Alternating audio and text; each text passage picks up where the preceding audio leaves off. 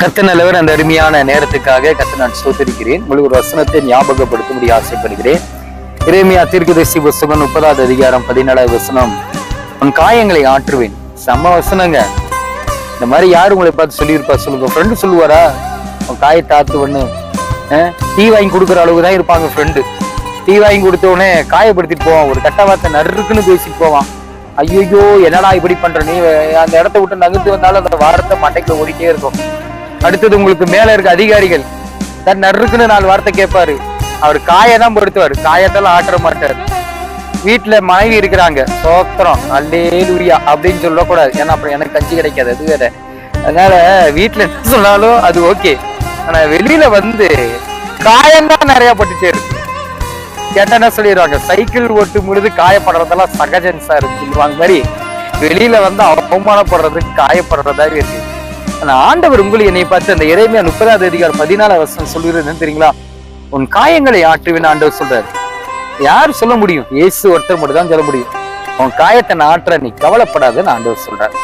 இந்த மாதத்துல ஆண்டவர் சொல்றாரு, உன் காயத்தை ஆண்டவர் மாற்றுவான். எப்படிப்பட்ட காயத்தை தெரியுங்களா?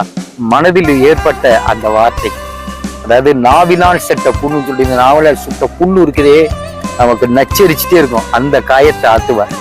நல்லது பண்ணி அவமானப்பட்டியா, அந்த காயத்துல இருந்து இந்த மாதத்துல ஆண்டவர் விடுதலை தருவார்.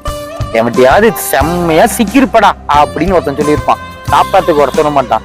ஆனா இயேசு அந்த காயத்திலிருந்து விடுதலை தருவார். நல்லா கடன் வாங்கி அடைக்க முடியாம தவிப்புல இருந்திருப்பீங்க, அந்த கடனை அடைப்பதற்கு வழிவாசி தருவார்.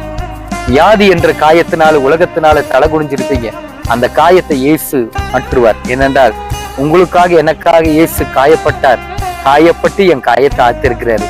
இப்படிப்பட்ட தெய்வம் நம்ம கூட இருக்குது இல்லையா?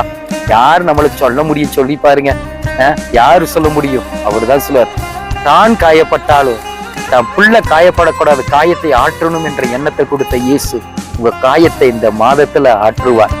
மனம் நொந்து போய் இருக்கிறியா? கவலைப்படாதீங்க, இயேசு உங்க காயத்தை ஆற்றுவார். குடும்ப சூழ்நிலை மாத்துகிற காயத்தை மாற்றி இடத்துல அடுத்த நிலைமைக்கு சொல்றாரு. அதோட மேல் வார்த்தை இருக்குது, உனக்கு நான் ஆரோக்கியத்தை வரப்பண்ணுவேன். ஸ்ட்ரென்த் கொடுக்கிறார். என்ன ஸ்ட்ரென்த் தெரியுங்களா? வலிமை. ஜிம்முக்கு போறனால வலிமையா? அது எனக்கு தெரியாது, ஏன்னா நான் போறது இல்லை.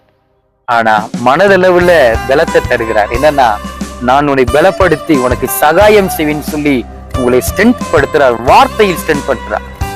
நீ உலகத்திலேயே பெரிய பாவம் அடிக்கடி சொல்ற தெரியுமா? விபச்சாரமும் திருடுறது எல்லாத்துக்கும் தெரியும். அதோட பாவம் தெரியுமா? ஆபத்து நாட்களை நோக்கி கூப்பிடுன்னு சொல்லி போட்டு வசனத்தை மட்டும் ஸ்டேட்டஸ்ல வச்சுக்கிட்டு நீ பயந்தீனா, அதுதான் உலகத்துல ஒரு பெரிய பாவம். உலகத்துல பெரிய பாவமே இதுதான். எது தெரியுமா? கர்த்தரை நம்பாம இருக்கிறதான் பாவம். ஆபத்து நாட்களை விட்டு போட்டு கஷ்டப்படுற நேரத்துல கர்த்தரை பயப்படாம பயந்தீனா, அந்த ஆபத்து அதுதான் பெரிய பாவம், அதுதான் சாபமா மாறிடுது. இன்னைக்கு உங்களுடைய ஆபத்து நேரத்துல சொல்லுங்க, கர்த்தரோட கூட அசால்ட்டா விட்டு பாருங்க, அந்த ஆபத்து ஒண்ணு இல்லாம மாறிடும். அதனால ஆரோக்கிய வரப்பண்ணர்கிட்ட கேளுங்க, பலத்தை தருவாரு, சத்துவத்தை தருவாரு, காயத்தை ஆத்துவாரு. இயேசுவை தேடுங்க, இயேசுவை தேடுங்க, இயேசுவை தேடுங்க. உங்களோடு கூட இருந்து வழி நடத்துவார். ஆமென்.